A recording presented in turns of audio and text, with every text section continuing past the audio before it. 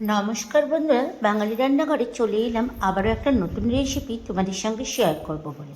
আজকে বানাচ্ছি ভিন্ডি আলু ডিম দিয়ে ভুজিয়া। তাহলে রেসিপিটা দেখবার জন্য অনুরোধ রইল। প্রথমে ভিন্ডিগুলোকে ভালো করে ছোট ছোট করে কেটে নিয়েছি আর ঝুড়ির মধ্যে ধুয়ে ভালো করে রেখে দিয়েছি। এবার কড়াইয়ে আমি সর্ষের তেল দিলাম আর সর্ষের তেলের মধ্যে সামান্য পরিমাণ জিরে ফোড়ন দিলাম। এবার এদিকে তেলটা গরম হতে হতে একটা পেঁয়াজ কেটে নিলাম ছোট দিকে।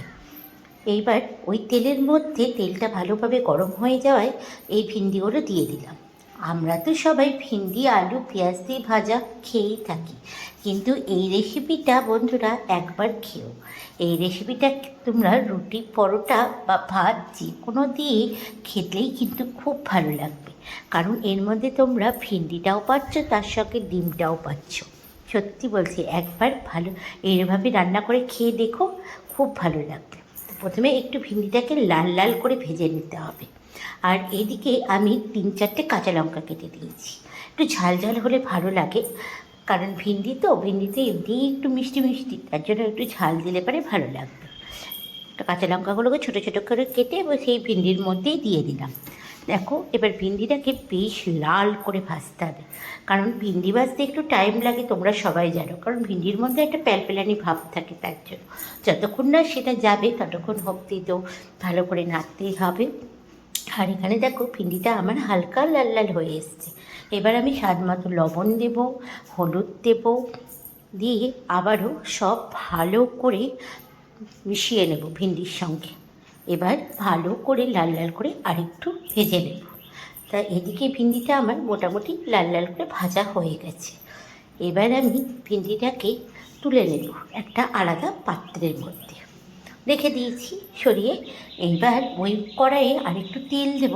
তেল দিয়ে যে কেটে রেখেছিলাম পেঁয়াজটা, সেই পেঁয়াজটাকে একটু লাল করে ভাজবো। যতক্ষণ না বাদামি কালার আসছে ততক্ষণ কিন্তু পেঁয়াজটাকে লাল করে ভাজতে হবে, কারণ পেঁয়াজটা আমি একসঙ্গে ভিন্ডির সঙ্গে ভাজিনি, আলাদা করে ভাজছি। দেখো, এখানে লাল হয়ে গেছে, বেশ বাদামি বাদামি কালার এসছে পেঁয়াজটার মধ্যেও।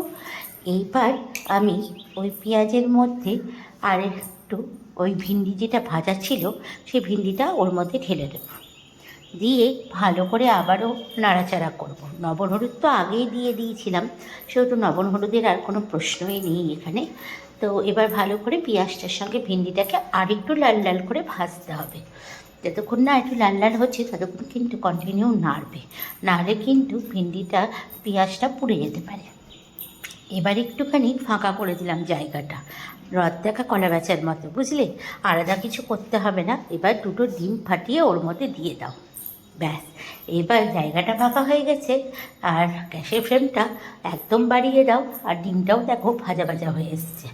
এইবার সেই ভিন্ডির সঙ্গে ডিমটাকে ভালো করে নাড়াচাড়া করে নিতে হবে, তাহলে হয়ে যাবে ডিম পেঁয়াজ আর ভিন্ডির ভুজিয়া।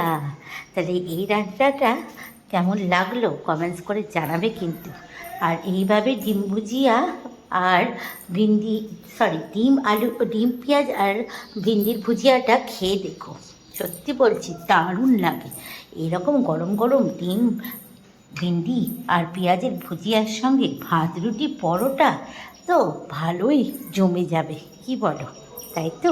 তাহলে চলো, এবার আমি একটা পাত্রের মধ্যে গরম গরম সার্ভ করে নিই।